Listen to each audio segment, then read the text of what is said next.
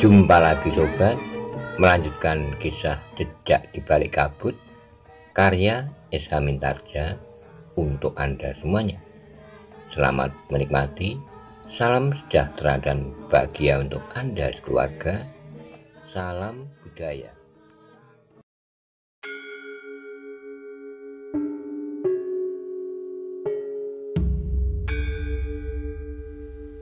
Pada episode sebelumnya dikisahkan, setelah Wijang dan Paksi Pamekas menceritakan segala sesuatunya tentang dua orang utusan dari Pajang, kemudian Wijang dan Pamekas berpamitan kepada Ki Penanggungan untuk melanjutkan pengembaraannya.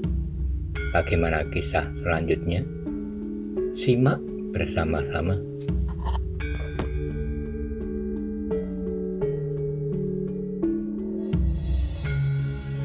Namun Wijang ternyata tidak menjawab pertanyaan Ki Penanggungan. Ki Penanggungan pun tidak mendesaknya. Ia pun mengetahui bahwa tentu ada hal-hal yang tidak dapat dikatakan. Karena itu maka ia pun mengalihkan pembicaraannya. Tetapi pangeran, bukankah sampai saat ini alas Mentawok masih belum diserahkan kepada Ki Gedi Pemanahan? Pengetahuanku belum, Paman. Dengan demikian, maka Raden Sutawijaya tentu belum berada di alas Mentawok.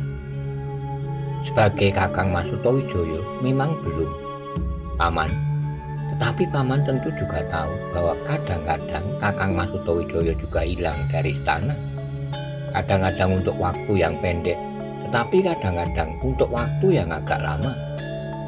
Jika saja kebetulan Kakang Mas Sutawijaya berada di alas Mentawok atau di mana saja, ia tentu tahu bahwa aku sedang tidak berada di istana.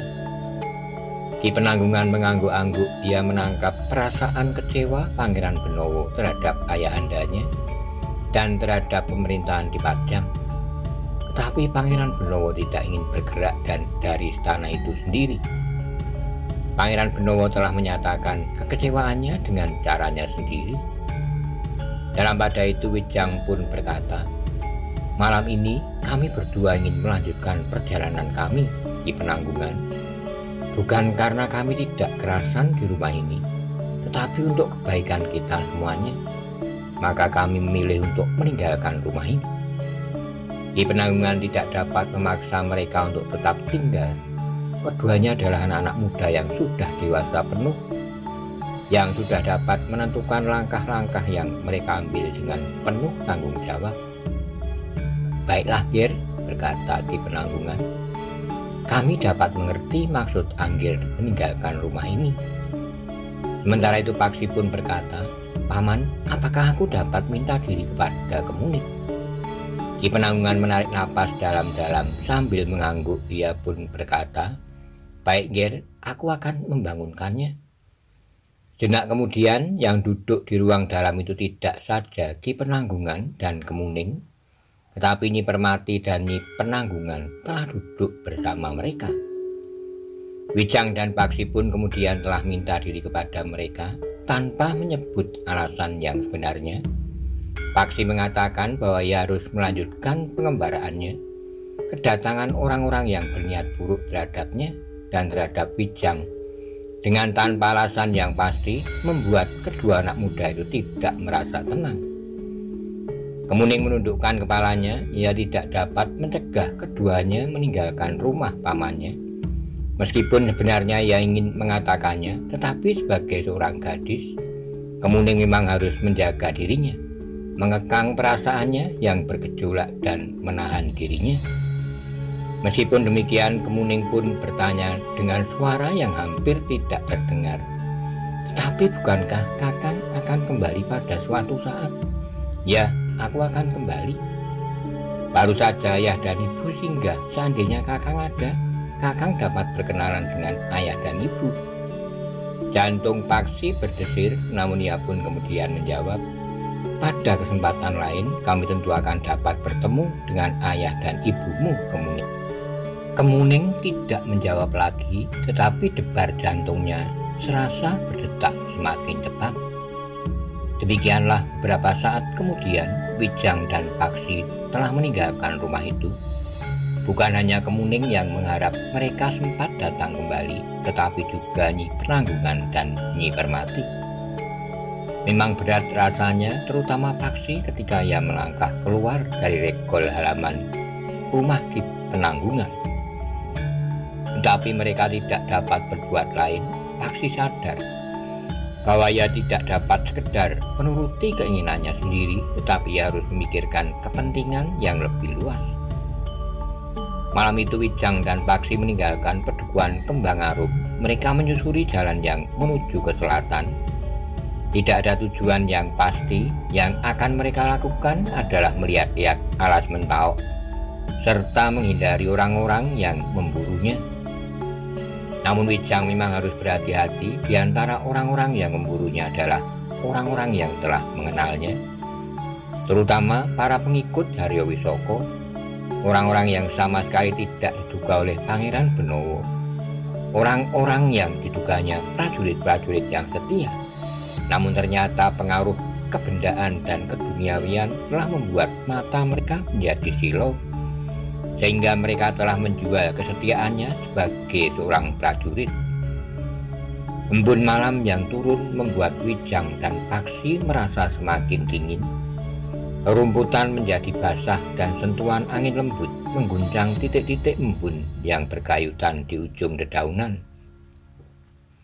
"Apakah kita tidak akan berhenti dan beristirahat?"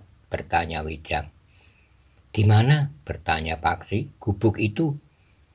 "Tapi kita tidak boleh kesiangan. Belum tentu pemilik gubuk itu orang yang ramah, yang tidak keberatan memberi tempat sekedar berteduh kepada seseorang."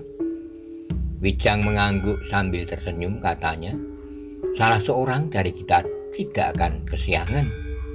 Keduanya pun kemudian telah berhenti berjalan beberapa puluh langkah menitip matang, kemudian naik ke sebuah gubuk kecil. Beberapa lembar tali yang panjang terjulur menggapai orang-orangan sawah untuk mengusir burung di siang hari.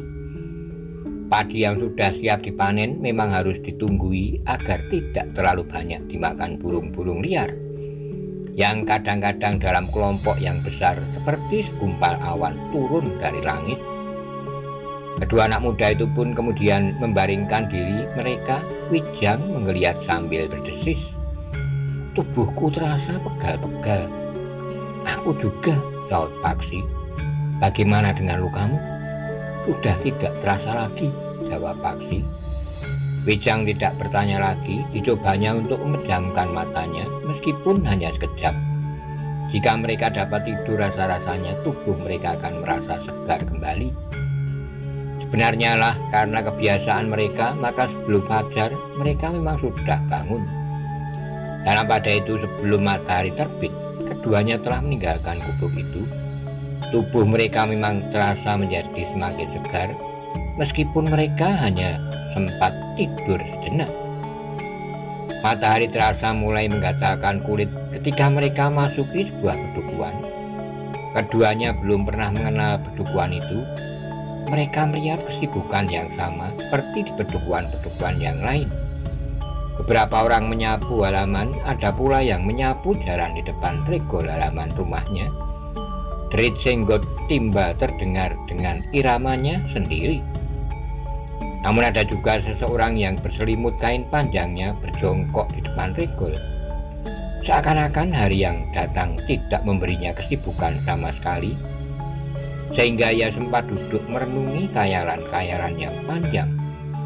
Suara sapu-sapu lidi di halaman sebelah.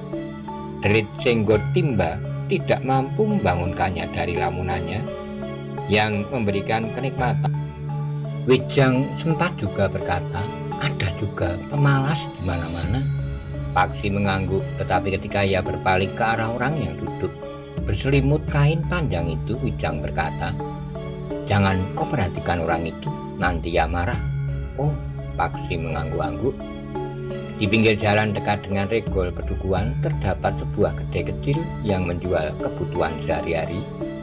Agaknya orang-orang di sekitarnya tidak perlu pergi ke pasar, karena di kedai kecil itu telah dijual berbagai macam kebutuhan, terutama kebutuhan dapur, kecuali keperluan-keperluan khusus. Sementara Wijang dan Paksi melanjutkan perjalanannya, Gangsar dengan sengaja berjalan lewat di depan rumah Ki Penanggungan. Hatinya menjadi berdebar-debar ketika ia tidak melihat dua orang yang disebut kemenakan Ki Penanggungan itu menyapu dan menyiram halaman. Yang sibuk menyapu halaman rumah Ki Penanggungan adalah Kemuning.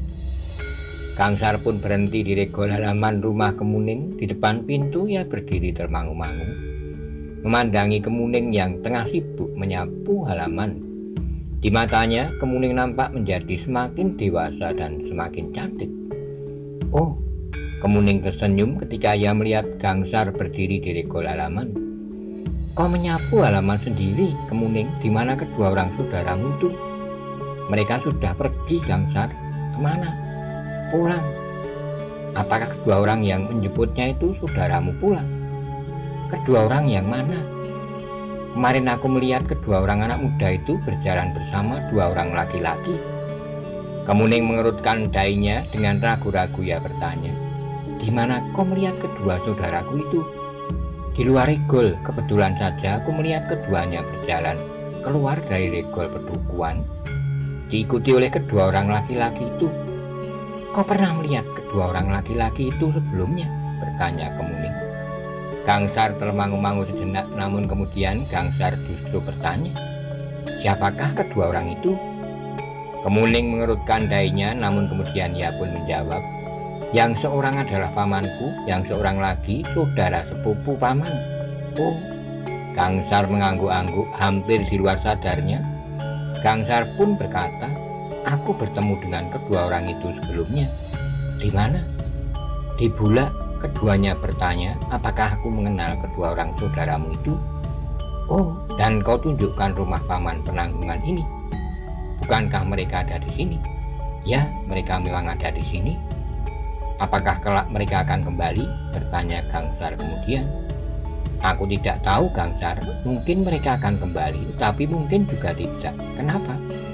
Tidak apa-apa, Kemuning. Aku hanya ingin tahu.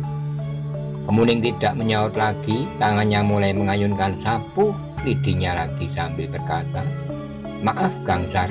Aku harus menyelesaikan kerja ini karena kedua orang saudaraku itu sudah pulang.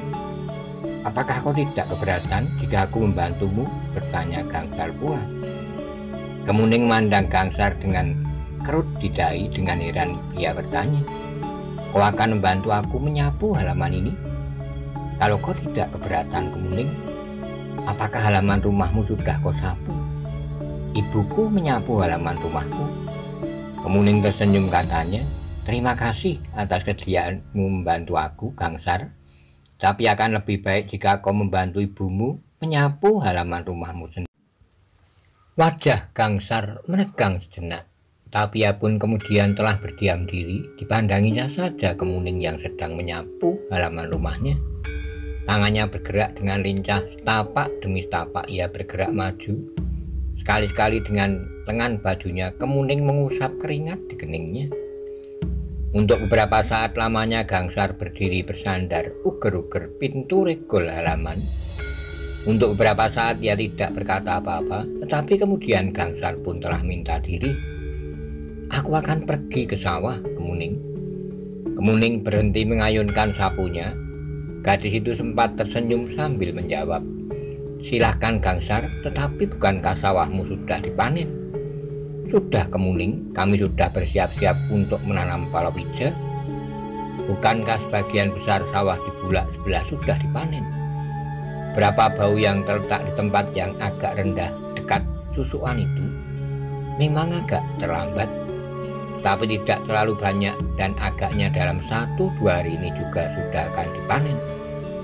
Kemuning mengangguk-angguk. Sementara itu Gangsar yang turun ke jalan berkata pula, sudahlah Kemuning, nanti aku akan singgah lagi. Kemuning tidak menjawab, tapi ia mulai mengayunkan sapu lidinya lagi. Sepeninggal Gangsar, Kemuning sempat memikirkan keterangan Gangsar tentang kedua orang yang telah membawa Wijang dan Paksi. Kemuning tidak tahu apa yang terjadi kemudian. Paksi dan Wijang tidak bercerita apa-apa. Pamannya pun tidak, namun agaknya ada sesuatu yang tidak wajar telah terjadi. Kang Saryah yang telah menunjukkan bahwa Kakang Paksi dan Wijang ada di rumah ini. Meskipun demikian, Kemuning tidak tahu apa hubungannya antara Gangsar dengan kedua orang itu. Suatu kebetulan atau ada sesuatu di balik sikap Gangsar itu.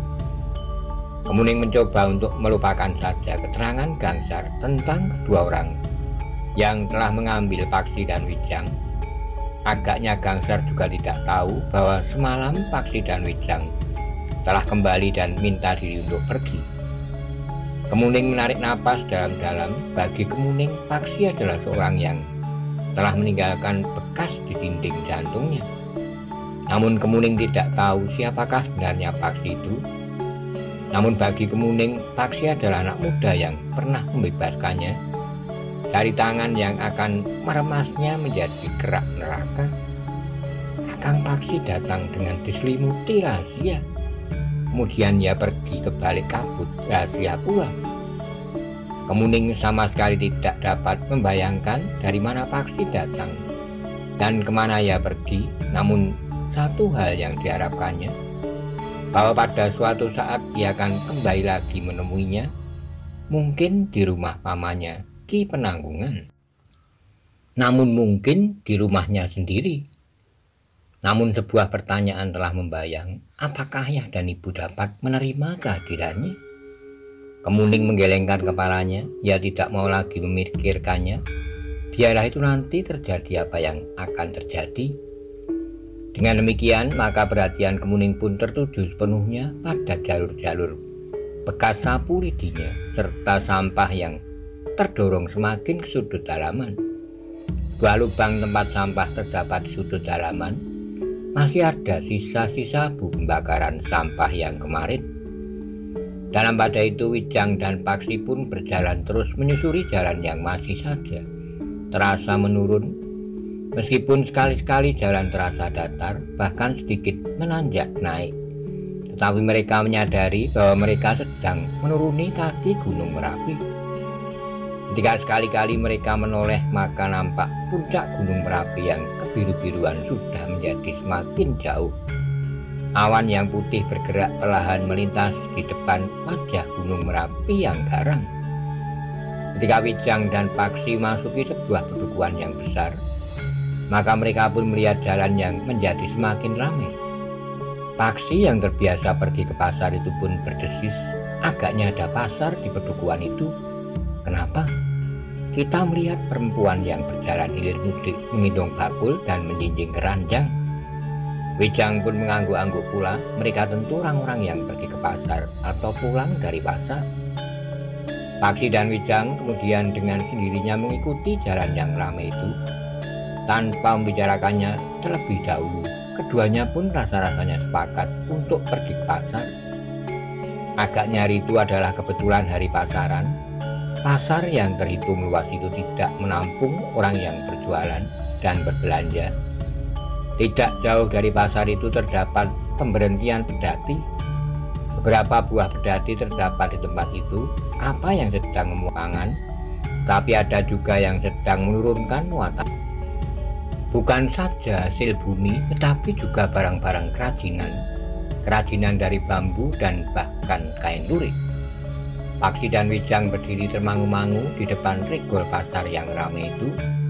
Sekali-kali mereka terdesak menepi, tetapi di pinggir jalan orang-orang yang berjualan berderet sampai ke ujung. Apa kita akan berbelanja? Bertanya Wijang. Paksi tersenyum katanya. Sudah lama aku tidak berbelanja. Apakah di pasar ini juga ada orang berjualan nasi tumpang atau dawet cendol? Desis Wijang. Tentu ada. Apakah kita akan membeli nasi tumpang di pasar? Atau kita akan masuk ke dalam salah satu kedai di depan pasar itu? Atau kemana? Ternyata perutku mulai lapar. Wijang pun tersenyum katanya. Aku juga ingin makan. Lapar atau tidak lapar, baiknya kita masuk saja ke dalam pasar dan membeli nasi tumpang jika ada. Paksi mengangguk-angguk katanya. Aku setuju, kita masuk saja sambil melihat-lihat keadaan di dalam pasar. Keduanya pun kemudian memasuki regol pasar yang agak dekat. Banyak orang berjualan di dekat pintu regol sehingga jalan masuk ke dalam pasar itu menjadi semakin sempit. "Tongkatmu itu," desis Wijang, "hati-hati kalau memukul kepala orang. Tengkuk Surotopo saja dapat kau patahkan, apalagi kepala orang-orang yang sedang berbelanja itu. Apakah tongkatku ini harus aku tinggal di luar? Anak-anak tentu senang memilikinya untuk menggapai jambu kerutuk di halaman tetangga." Wijang pun tertawa, katanya, "Jangan kau remehkan tongkatmu itu." "Tentu tidak, karena itu aku membawanya kemana-mana, juga masuk ke dalam pasar yang sesak ini." Baru saja Paksi menutupkan mulutnya, seorang laki-laki berwajah garang membentaknya. "Hei, kenapa kau membawa tongkat ke dalam pasar yang sedang temawon ini? Hampir saja dahiku membentur pangkal tongkatmu itu." "Maaf Kisana," desis Paksi. "Kenapa tongkatmu itu harus kau bawa masuk? Lempar saja di luar pasar ini." "Aku akan berhati-hati Kisana." Orang itu memandang Paksi dengan tajamnya, namun kemudian dia pun berkata, "Jika saja tongkatmu itu menyentuh dahiku, maka aku patahkan bukan saja tongkatmu, tapi juga tanganmu. Aku minta maaf Kisana." Orang itu pun beranjak pergi. Wijang tersenyum sambil berkata, "Nah, kau memang harus berhati-hati." Paksi mengangguk-angguk. Ia pun kemudian melangkah sambil memeluk tongkatnya yang berdiri tegak agar tidak menyentuh kepala orang. Pada saat mereka menyusuri lorong-lorong di antara para penjual di pasar itu, lorong-lorong yang sibuk oleh orang berjualan hilir mudik. "Nah," desis Wijang, "kau lihat di sebelah penjual kurungan itu? Ya, nasi tumpang." Kita berhenti sejenak. Agaknya penjual nasi itu juga menjual makanan, juga nasi rames. "Nasi rames?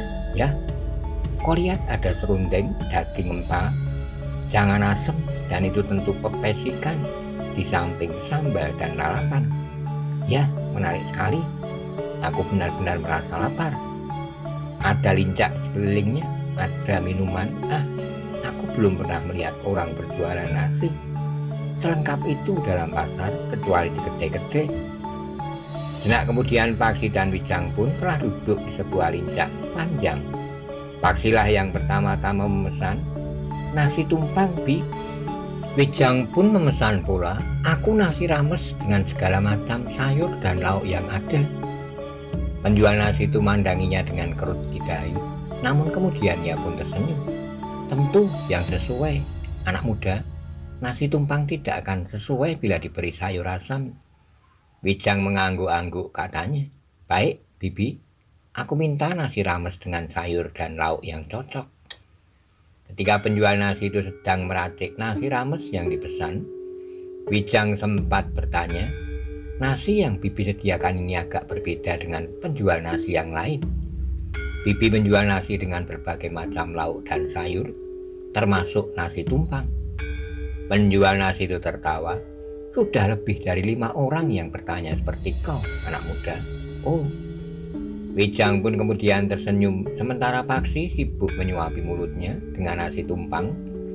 Namun Paksi kemudian memungut sepotong daging empal sambil berdesis, "Aku mengambil satu, Bibi.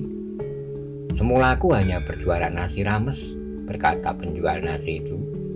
"Adik perempuanku lah yang berjualan nasi tumpang. Tetapi adikku berhenti setelah menikah, jadi aku teruskan saja nasi tumpang itu di samping nasi ramesku." Wijang mengangguk-angguk, namun sejenak kemudian Wijang telah selesai makan nasi ramesnya yang diracik di dalam sebuah pincuk daun pisang. Namun tiba-tiba saja Wijang menggamit Paksi sambil berdesis, "Kau lihat kedua orang itu? Repak Rembulung dan Pupus Rembulung. Biar saja mereka tidak akan memperhatikan kita. Tapi tidak-tidaknya Pupus Rembulung pernah melihat kita berdua ketika kita berdua pergi ke Panjatan." Wijang menarik napas dalam-dalam. Ia sadar bahwa orang-orang seperti Pupus Rembulung itu tidak akan dengan mudah melupakan wajah seorang yang pernah dilihatnya, apalagi dalam keadaan yang khusus. Sejenak Wijang termangu-mangu, namun kemudian berkata, "Ya, pergi ke arah pintu regol. Mereka tidak akan pergi kemari." Paksi memperhatikan keduanya, tetapi keduanya tidak berpaling. Keduanya berjalan di antara banyak orang menuju ke regol pasar. Sejenak kemudian maka keduanya pun telah hilang dari penglihatan anak muda itu, tenggelam di balik orang-orang berjualan hilir mudik di pasar. Repak rembulung dan pupus rembulung memang tidak menarik perhatian orang banyak, karena menurut wujud kewadakan mereka tidak memperlihatkan ciri-ciri yang khusus. Penampilan keduanya tidak ubahnya seperti orang-orang kebanyakan.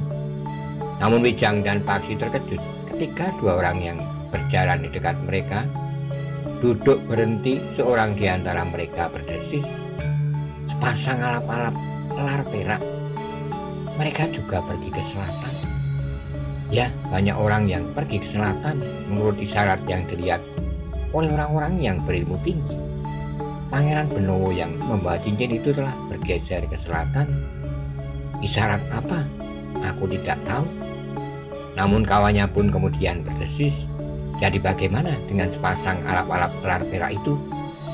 Jika mereka yang menangkap dan menyimpan Pangeran Benowo, maka mereka tidak akan pergi ke selatan. Pangeran Benowo sendiri juga tidak akan pergi ke selatan jika ia berada di tangan suami istri itu. Jadi tidak akan gencar isyarat yang ditangkap oleh orang-orang berilmu tinggi itu." Kawannya mengangguk-angguk lalu katanya, "Kita akan mengikuti mereka. Jika kita sudah mengetahui arah perjalanan mereka, kita akan melapor." Kedua orang itu pun kemudian melangkah pergi untuk mengikuti jejak repak rembulung dan pupus rembulung. Wijang menarik napas dalam-dalam katanya sambil berbisik, "Sulit bagi kita untuk menghindarkan diri. Pada suatu saat kita akan bertemu dengan orang-orang yang mengenaliku. Apa boleh buat, sepanjang Pangeran Benowo tidak mau kembali ke istana, maka segala kemungkinan memang harus dihadapi dengan segala macam akibat yang dapat terjadi." Ya, Wijang mengangguk-angguk. Namun Wijang terkejut ketika penjual nasi itu bertanya, "Lagi anak muda?" Wijang menjadi gagap. Ya lagi Bibi, nasi tumpang." Ketika Wijang menerima nasi tumpang, kedua orang yang menyebut-nyebut sepasang alap lar perak itu sudah tidak kelihatan lagi seperti repak rembulung dan pupus rembulung. Mereka pun menyelinap di antara orang-orang yang hilir mudik di pasar itu. Namun kedua orang anak muda itu sempat makan dan minum sepuas mereka. Mereka tidak lagi menghiraukan repak rembulung dan pupus rembulung. Juga kedua orang yang menyebut sepasang suami istri itu dengan sepasang alap-alap lar perak. Demikianlah setelah membayar harga makan dan minuman mereka, Wijang dan Paksi meninggalkan penjual nasi itu. Tapi keduanya tidak mengetahui bahwa sepasang mata sempat memperhatikan kampil yang dibawa oleh Paksi, kampil yang berisi uang dan perhiasan yang dibawanya dari rumahnya sebagai bekal perjalanan yang diberikan oleh ibunya. Berapa saat kemudian maka Wijang dan Paksi pun telah menyusup keluar dari kesibukan pasar. Sambil melangkah menjauh, Wijang sempat berdesis, kenapa repak rembulung dan pupus rembulung itu digelari sepasang alap-alap lar perak? Apa yang mirip dengan perak? Pakaiannya atau selendangnya atau apanya? Kita pun dapat membuat gelar yang dapat menggetarkan jantung kita sendiri. Kita dapat menyebut diri kita sepasang garuda berkuku baja, atau sepasang harimau berbulu emas, atau lutung bermata berlian. Ah, kau?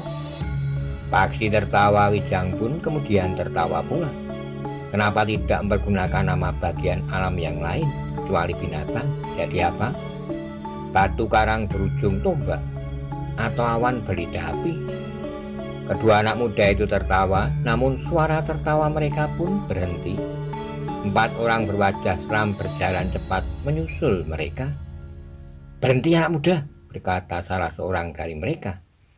Wijang dan Paksi terkejut, mereka pun berhenti melangkah, sementara 4 orang yang berwajah seram itu berhenti pula. Seorang di antara mereka berdesis, "Kalian harus membelok ke kiri." "Kenapa?" bertanya Wijang. "Cepat, sebelum lehermu aku tebas putus."